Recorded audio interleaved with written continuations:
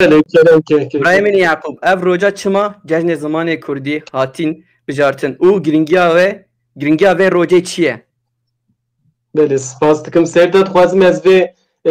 روژه جشن زمان کردی لهم حسکرین زمان کردی و کردستان پیروز دکم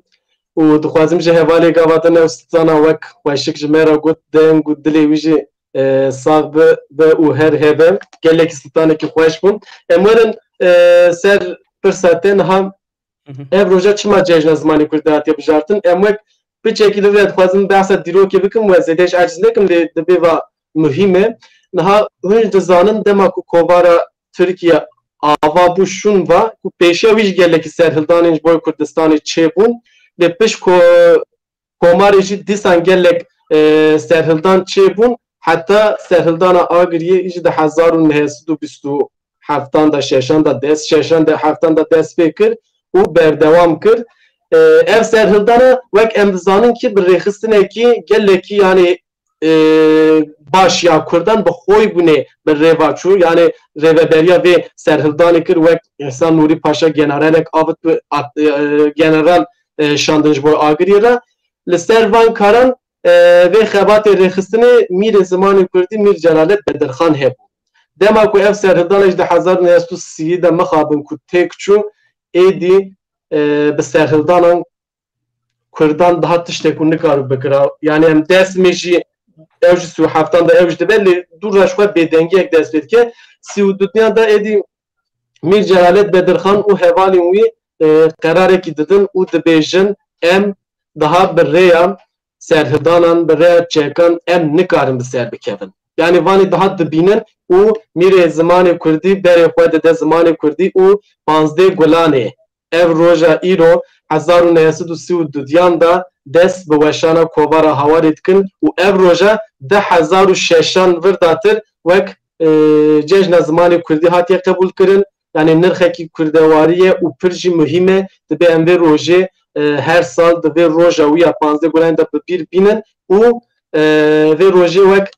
pîroz bikin lê pîroziya wî bi xwandinê xwedî derketinê û kurdewariya xwe pêşta bixin bi wî awayî dibe توکانی جمرا بحثا کاوارا هوار بکی یعنی گریدایی و به و روجه را چیه که درخستی او تأثیر و چیه بله وک معلومات هم در هر هاور دا و پر مهمه چیم که ev cejna bi hawarê ra pîroz biye bi hawarê ra ev roja hatiye qebûl kirin yani wek rojekî muhîm ji bo wî em behsa nikav hawarê em dikarin yani hawar wer mînak filmekî dirêj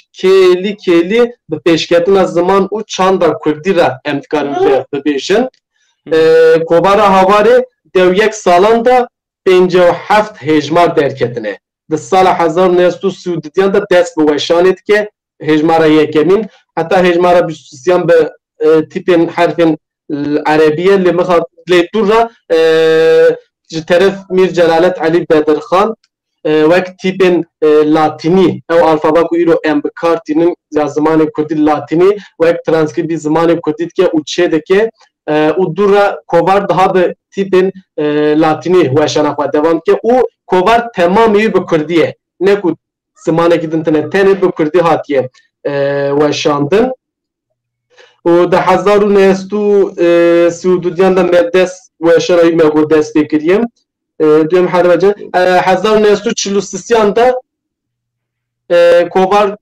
xilas pê û daha dernekê de çimkî hûn zanin 1939 çilî da duê devrî de herba cîhanê ya duyemîn heye dest pê dike 1943 duê devrî de ji xwe dom dike li wexta ku hawar derdike ve derketina xwe hejmarekî te hejmar şûn va li Tirkiye devlet qedexe dike nahê lebrava hawar ereke ve Bakurê Kurdistanê ew qas ku jê ditirsin yani hawar we ew qas ku tesîrekî dizanin ser millet dike ji bo wî nahêlin bira hawar vere weşandin û em dikarin li vir destpêka hawarê de ez vanî jî bibêjim bibore niha dipirsin yani dibêjin hawar çi ye hawar yani dibe çi wateya wî manaya çi ye Mîr Celalet Bedirxan di hejmara yekemîn de di serî de awha wateya hawarê dide dibêje hawar dengê zanînê ye zanîn xwe nasîn e xwe nasîn jî me re rêya felat û xweşiyê vedike yani havar ez vek xwazim havarê ji wek bidim bira baş dixuyez barim havar hejmarê hemû hanine hev û kirine wek mîna kitêb pirtûkekî mezin ji weşanên belkî hatiye çapkirin û dibe vê rojê em ji xwe re bikin destpêk û bi xwandina hawarê bikin yani hawarê bixwînin. Spisyarê min îtalî ji te re em vê nirxa netewî da vê roja pîroz da çi bikin û çawa pîroz bikin em vê roja çawa pîroz bikin em çi bikin lazim e? Bi rastî te pir xweş goyayîn te wev roja nirxê kurdewarî belê nirxekî kurdewarî ye û pir jî bêhempa ye muhîm e çimkî ekolek çêkiriye hawarê li dor hawarê kî hewin ez dixwazim min wan navan bêjim belkî me got cara pirsa duyemîn de niha wek me got mîrê zimanê Kurdî em gişt zanim Mîr Celalet Elî Bedirxan birayê wê Kamuran Elî Bedirxan heye wek cigerxûn helbestevanê me netewî em qebûl dikin heye Apê Osman Sebrî gelekî bi qîmetin Qedrî Can heye yani ev mirovanan em gerek nas bikin ku vê nirxê yani vê roja pîroz ve roja bimbarek ji bo me Kurdan ji bo zimanê me em bikaribin bikar bînin heta em vanan nas nekin em heta hawarê nexwînin û hawarê ji me re çi gotiye em vanan baş jê fehm nekin em vê roja vê nirxa netewî em ê siv wek rabin nameyekî mesajekî babêjin û pîroz dikin bi vê awayî nabe dibe em vê nirxê çawa dikarin pîroz bikin ya herî muhîm em vê rojê bikin destpêk ji xwe re wek em jiyana xwe bikin bi Kurdî û dest pê bikin û hawarê bixwînin û ev roja bira li me pîroz û bimbarek bibe. Zor spas birayê min nîhêca mîvanê me Yaqûb ji kanalê Pirtûk heze bi xatirê te bira. Eş pir spas dikim her hedî. Spas bi xatirê te.